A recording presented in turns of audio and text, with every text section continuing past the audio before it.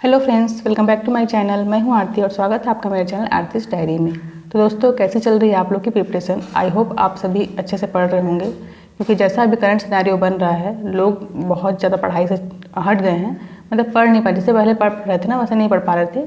क्योंकि मैं भी बस देखी हूँ, मेरा भी रिदम टूट चुका है। क्योंकि जब हम सोच रहे थे कि 11 मई को एग्ज़ाम होना है, तो हमारे ऊपर एक प्रेशर था कि हाँ, हमको पढ़ना है।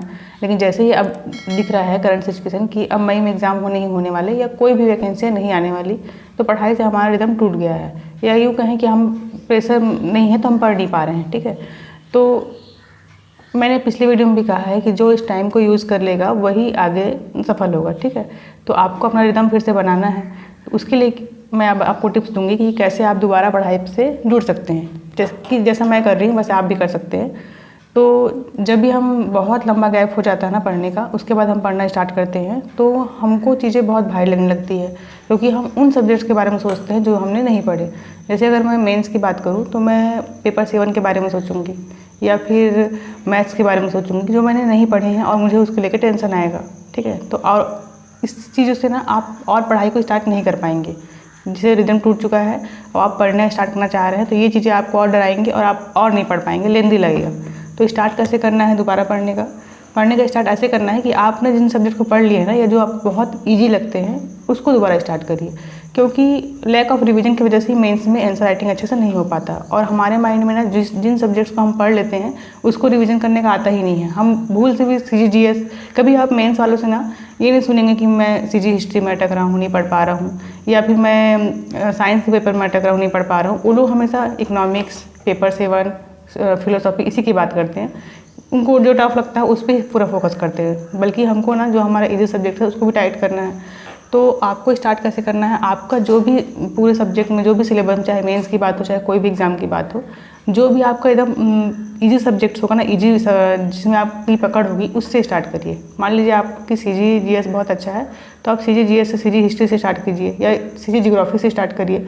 इससे क्या होगा ना, पढ़ाई ही पढ़ाई को खींचती है। अगर आप पढ़ना स्टार्ट कर देंगे, एक बार पढ़ने बैठ जाते हैं, तो आपको आइडियाज़ आने लगते हैं कि मैं और कैसे पढ़ सकता हूँ, या कल कैसे पढ़ूँगा। ठीक है, जैसे मैंने अभी कैसे स्टार्ट किया, मैंने अभी, मेरा ये बहुत अच्छा है सोशलॉजी, लेकिन मैंने फिर भी इसी से स्टार्ट किया क्योंकि मुझे इजी सब्जेक्ट उठाना था, कि जो मेरा कंप्लीट है, जो मैंने तैयारी कर चुकी है, और उसको मैं पढ़ूंगी तो मेरे को अगले सब्जेक्ट जो टफ है उनको पढ़ने का मन करेगा। तो मैंने इसको उठाया है आज से पढ़ने के लिए। मेरा कम से कम 10 दिन 12 दिन का गैप हो गया पढ़ाई से। थोड़ा बहुत मैथ्स प्रैक्टिस हो रहा था, लेकिन ऐसे पढ़ाई जो होती है ना एकदम फ्लो में, वैसे नहीं हो पा रही थी।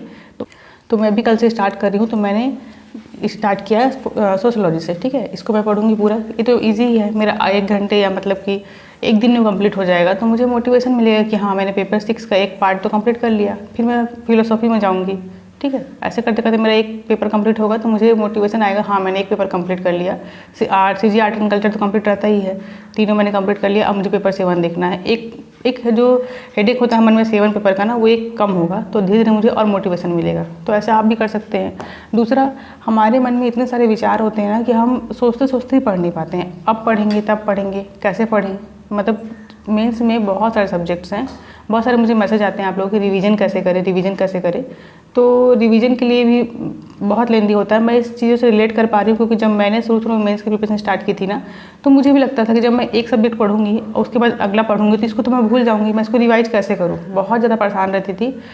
तो अब मैंने इसको तोड़ निकाला है कि मैं रिवीजन कैसे कर सकती हूँ। रिवीजन का एक ही है बस, कि इसको आप बार बार पढ़िए। कुछ सब्जेक्ट ऐसे होंगे जो आपके तैयार होंगे। आप पूरा 7 पेपर लेके मत सोचिए, आप ये सोचिए जो पेपर आपके तैयार है ना, उसको आप साइड हटाइए, उसको आप एग्जाम टाइम में रिवीजन करेंगे तो आपका चल जाएगा। उनकी सिर्फ आप आंसर राइटिंग प्रैक्टिस करिए, या फिर अगर आपका 1 डे एग्जाम है तो आप ऑब्जेक्टिव प्रैक्टिस करिए।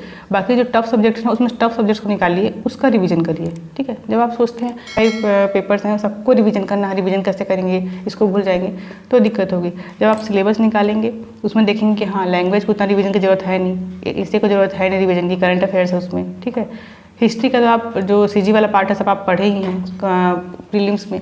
तो आपको रिवीजन की जरूरत किस में है, जो आपके नए सब्जेक्ट्स हैं, पेपर 7, फिलोसॉफी, सोशियोलॉजी, इसमें है। तो आप उन सब्जेक्ट को अलग निकालिए जिनका आपको रिवीजन करना है, और उसको आप रोज़ पढ़िए। और रिवीजन करने में सबसे बड़ी दिक्कत क्या आती है, आपको पढ़ा हुआ पढ़ने का मन नहीं करता है, हमारा माइंड ना उसको एक्सेप्ट नहीं करता है, बोझिल लगता है, बोर लगता है। तो आप जब वो भी मतलब शेड्यूल बनाए ना अपना पढ़ाई का, उसमें आप 2 घंटे ऐसा रखें जिसमें आप कुछ भी नया नहीं पढ़ेंगे, जो आप पढ़ चुके हैं ना कोई सी बुक उठा के पढ़ेंगे, तो धीरे धीरे आपको फिर रिवीजन का पैटर्न बनने लगेगा। शुरुआत में क्या करिए, 2 घंटे ऐसा रखिए जिसमें आपको सिर्फ पढ़ा हुआ ही पढ़ना है, कुछ नया नहीं पढ़ना है। तो कुछ टाइम आप क्या करिए, बस टेबल पर बैठिए और कोई भी बुक ऐसे उठाइए जो पढ़ चुके हैं आप, और उसको पढ़ने लगे। मान लीजिए मैंने इसको पढ़ चुका है, तो मैं आऊँगी दूसरे घंटे फिर ऐसे ऐसे सिर्फ देखूंगी इसको, ठीक है, पढ़ूंगी ऐसे खोल के, इधर पढ़ूंगी इधर पढ़ूंगी। तो वो 2 घंटे मुझे सिर्फ बोर होना है, मतलब जो पढ़ा हुआ है उसको पढ़ना है, ठीक। ऐसे करते करते आप आदत डालेंगे रिवीजन की, तो धीरे धीरे भी आपको ना पैटर्न बनने लगेगा कि हाँ आज मैं इसको पढ़ लेता हूँ, कल मैं इसका रिवीजन कर लूँगा। ऑटोमेटिक वो चीज़ें लाइनअप हो जाएंगी, ठीक है। अगर आप सोचते रहेंगे मैं रिवीजन कैसे करूँ, तो नहीं हो पाएगा। तो रिवीजन करने का यही तरीका है।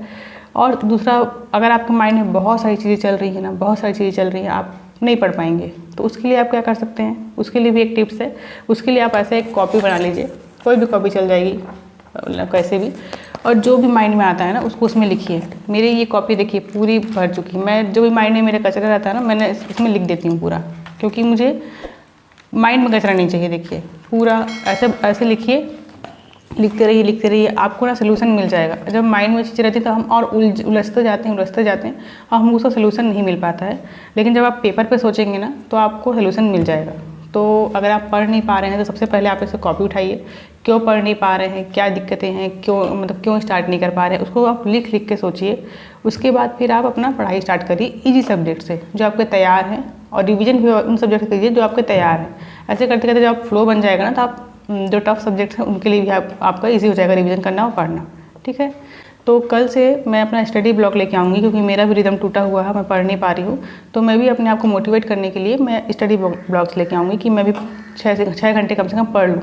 अभी भी स्कूल मेरा है 10 से 4 का ही स्कूल है, तो टाइम उतना निकल नहीं पाता और गर्मी भी बढ़ गई है। फिर भी मैं कोशिश करूँगी कि 6 घंटे में पढ़ लूँ। और मैं भी मेंस की प्रिपरेशन ही कर रही हूँ, साथ साथ मैं एसीएफ इंटरव्यू की प्रिपरेशन भी करूँगी। तो आप लोग चैनल से जुड़े रहिएगा, मैं इस पर अपडेट करते रहूँगी। और आप लोग मुझे कमेंट करके बताइएगा कि मैं अपनी वीडियो किस टाइम पे अपलोड करूँ, क्योंकि मुझे कन्फ्यूजन रहता है कि मैं सुबह अपलोड करूँ कि दोपहर में करूँ या शाम को करूँ। तो आप लोग मुझे बताइएगा कौन सा टाइम बहुत अच्छा है जब आप लोग सब ऑनलाइन रहते हैं और वीडियो ज़्यादा से ज़्यादा लोग देख पाएँ, ठीक है। तो ठीक है, आज की वीडियो में इतना ही। अगर वीडियो पसंद आई हो तो वीडियो को like, comment, subscribe. Thank you for watching.